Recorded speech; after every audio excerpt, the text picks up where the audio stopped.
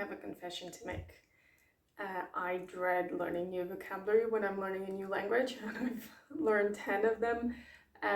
It's always been my weakest point, and that's why I'm always impressed when foreigners come to me wanting to learn Portuguese and saying that they already have a vocabulary of, I don't know, 300 words or something because they've been learning with an app, which I find amazing. But then, can you actually speak the language yet? Now, my name is Catarina. I'm Portuguese, and I help here at the Language Unschool people like you get comfortable learning European Portuguese in a holistic way, out of the box way, because you know that learning the language is going to make a huge difference in making you feel at home in Portugal. So my strategy for learning vocabulary was essentially focusing on words and expressions that people were saying all the time. For that, obviously, you need to know what those are. So either you're in the country and just open your ears, or you consume native media, native content. For that, I have a free resource in the description called Mini Tuga, which gives you 6 different kinds of media that you can start using today from wherever you are to immerse yourself in the language. And what I do when I learn a new language is I focus on those expressions. So what I'm going to share with you today is words that are not just words, are funny, interesting, but also carry a lot of culture behind them. It's stuff that we say all the time, not all of them.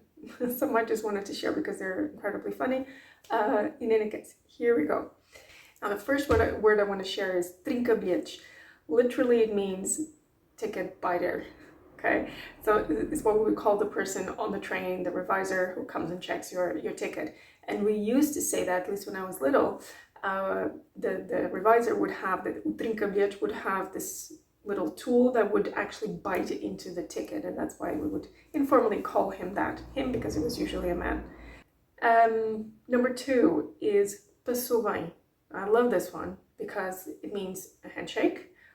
Literally it means did you pass well, as in how have you been, of course, but I find it really funny that the question, we use the question, have you been well, to call the action of shaking someone's hand. Other ways of saying it, which are also funny, is dar bacalhau, so to give a codfish, dar bacalhau, alguém, to someone. And there's another one, dar aperto de mão, so give a hand squeeze. Aperto, yeah, squeeze. Word number 3, chi coração.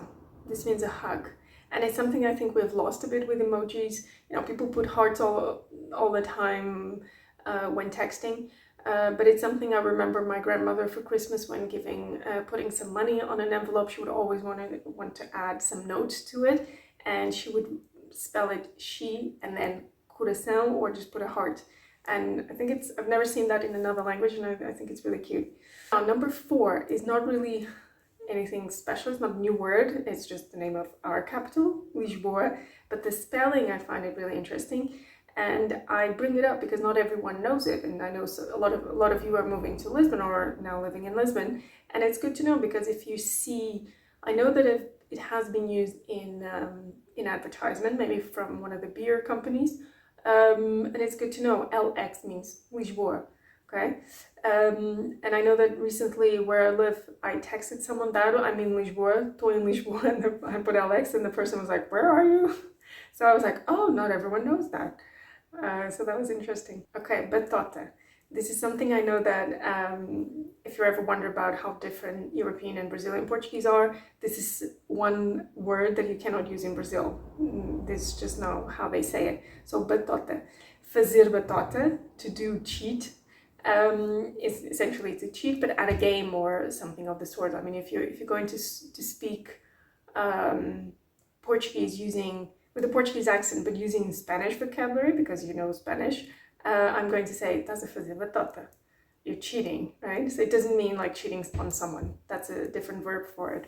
Number 6, I couldn't leave out the word saudade because it's so Portuguese, and the Portuguese are really nationalistic about it, possessive even. It's a concept that You could translate it as best we can as nostalgia into English, but it means more than that. And we claim that it's a word and a concept that only, a feeling that only exists in Portuguese.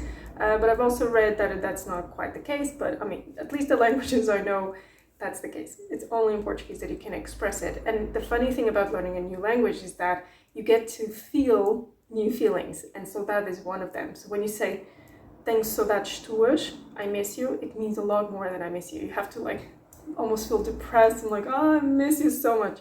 Something of this sort. Tenho saudades tuas. This is a funny one, brought up by one of my unschoolers, which is corrimão. Now, it's usually a word I never remember how to say it in English, but of course I had to look it up. It's handrail.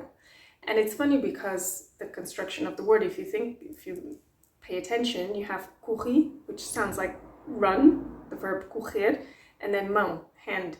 So it's like the object where you run your hand through, by, up, down, whatever the preposition there.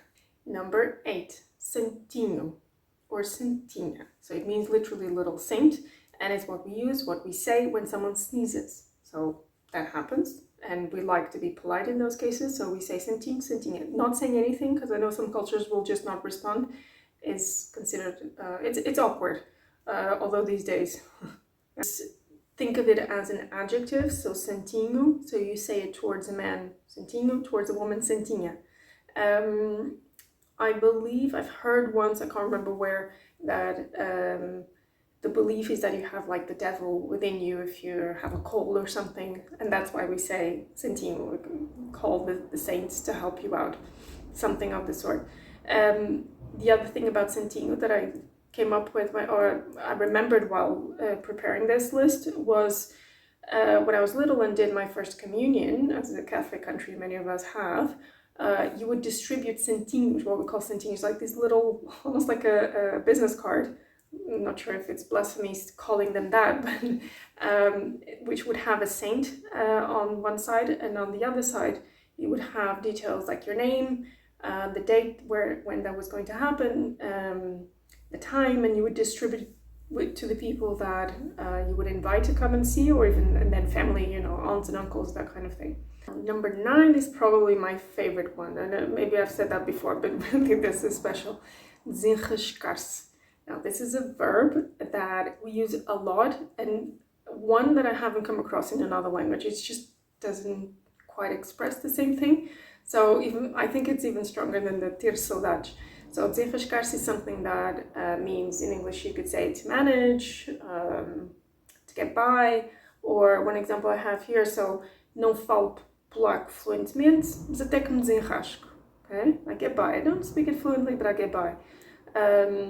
Another one would be, you tell someone to get out of trouble, it would be desenrasca-te. Oh, you know, it's too late to do whatever, and you go, desenrasca-te. you sort it out. Okay. It tells a lot about the culture, but I'll leave it open for interpretation. Number 10, it's not so much about the meaning, it's more about the sound. It sounds very Portuguese, so it's lusco-fusco. It means dusk, but if you remember this word, and again, not something you would say daily, I guess, you might read it in a novel or so, but the sound is quite Portuguese, lusco-fusco. Okay. Number 11 is similar in terms of pronunciation, and one of those words that I think if you say it, it almost says it all. You don't have to explain what it means. So rasca. The sound is already so expressive. So rasca, it means like cheap, trashy. So I could say uma imitação rasca, or it could also mean to be in trouble. So tô a rasca dinheiro. Tô a rasca dinheiro. Number 12 is a really nice one, so desmancha prazeres. It means literally someone is tearing pleasures apart. In English would be spoil sport. Now the last two are really short words that we use a lot, so you're going to hear them a lot and they will have different meanings, but one of them is, so number 13 is já. And I like it because, you know, a lot of the things we say you don't hear it, but the já, because of the accent, you're bound to hear it. So it means literally already. It could have other meanings, but some examples would be that you might hear it is já vou, já vai, Já sei. Já acabaste de comer? Já percebi. Já viste o que ela fez ao cabelo? Now, the last one I want to share is lá, which literally could mean just there, but it has a use that I think it's really important to explain, because when, for example, when I was learning Dutch, there was the word maar, which means but it was used all the time, and I couldn't understand, and no one could explain what it meant. They said, oh, it doesn't mean anything, but we use it a lot. And actually, the la is the same thing. So if you speak Dutch, you'll understand what it is. And when it's used, is essentially after a verb that's in the imperative mood. So you're giving someone an order, unless it's for a dog, you will just say "sinta," right? But if it's a person, depending how formal or informal, that also plays a role. But then you would add the la to it, and it makes it a bit softer, a bit nicer. Not so much as a command, but as a suggestion. So let's say you go to the city hall and someone, you're next, and the person behind the counter will say, so tell me, what do you want? In Portuguese, that would be diga lá. Então diga lá. Okay? It could also be to a bit persuasive, so you're insisting that someone comes to the party and says, vem lá à festa. And another use I thought of, that it's again hard to translate, but it's quite interesting, is eu tenho lá tempo para isso. So I don't even have time for that. But I can't translate it. If you can, let me know. Anyway, don't forget to expose yourself, listen as much as you can, and read, of course, for vocabulary. If you know other expressions or have your favorite words in Portuguese, let me know in the comments. I would love to know. E até a próxima!